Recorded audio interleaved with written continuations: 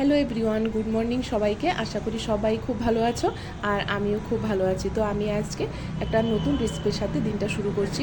তো আজকে আমি রান্না করে এসে ভাবছি যে আজকে গলদা চিংড়ি রান্না করব। তার জন্য প্রথমে আমি চিংড়ি মাছগুলো কাটতে বসে গেছি। তো চিংড়ি মাছে তো তোমরা জানোই খুব ময়লা থাকে, তো আমি ভালো করে কেটে ধুয়ে নিয়েছি। তারপর আমি এর মধ্যে একটু হলুদ আর লবণ দিয়ে ভালো করে মেখে কিছুক্ষণ রেখে দেবো। তো আমি আজকে যে রেসিপিটা রান্না করছি আশা করি যে তোমাদের ভালো লাগবে। আর এটা নতুন কোনো রেসিপি না, পুরান রেসিপি। আমি যেরকমভাবে আমি রান্না করি সেটাই আমি তোমাদের সাথে শেয়ার করছি।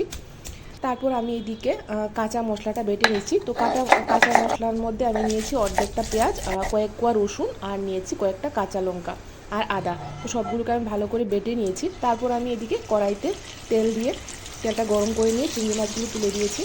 তো চিংড়ি মাছগুলো আমি বেশি ভাজবো না, হালকা ভেজে তুলে নেব। তারপর দেওয়ার 20-30 সেকেন্ড পরেই আমি আরেকটা পিঠ উল্টে দিলাম।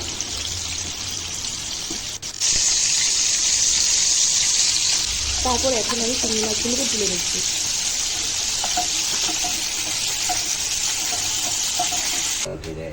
তারপর আমি তেলের মধ্যে দিয়ে দিয়েছি এলাচ, দারচিনি আর দিয়েছি একটা পেঁয়াজ কুচানো।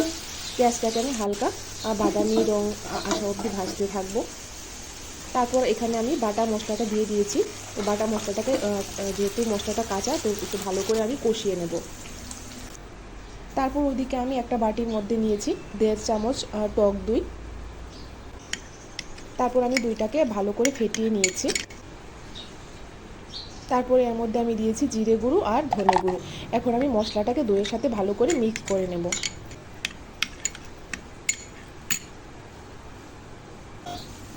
তারপর এদিকে এই যে দেখো আমার কিন্তু মশলাটাও ভাজা হয়ে গেছে।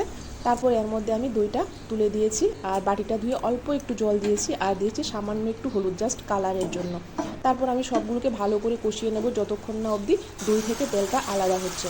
তারপর এর মধ্যে আমি স্বাদ মতো লবণ দিয়ে দিয়েছি। তো এই যে দেখো আমার কিন্তু দই থেকে তেল ছাড়া শুরু হয়ে গেছে। তো এখন আমি এর মধ্যে সামান্য একটু জল দিয়ে দিয়েছি। আমি বেশি ঝোল রাখবো না, হালকা ঝোল রাখবো, তাই আমি অল্প পরিমাণ জল দিলাম। দিয়ে আমি মাছগুলোকে ভালো করে তুলে দিয়েছি। তারপর আমি কিছুক্ষণ ঢাকনা দিয়ে রাখবো। বেশিক্ষণ আমি সেদ্ধ করব না, হালকা কিছুক্ষণ আমি ঢাকনা দিয়ে রেখে তারপর আমি ঢাকনাটা তুলে গার্নিশের জন্য কয়েকটা আমি কাঁচা লঙ্কা চিড়ে দিয়ে দিয়েছি।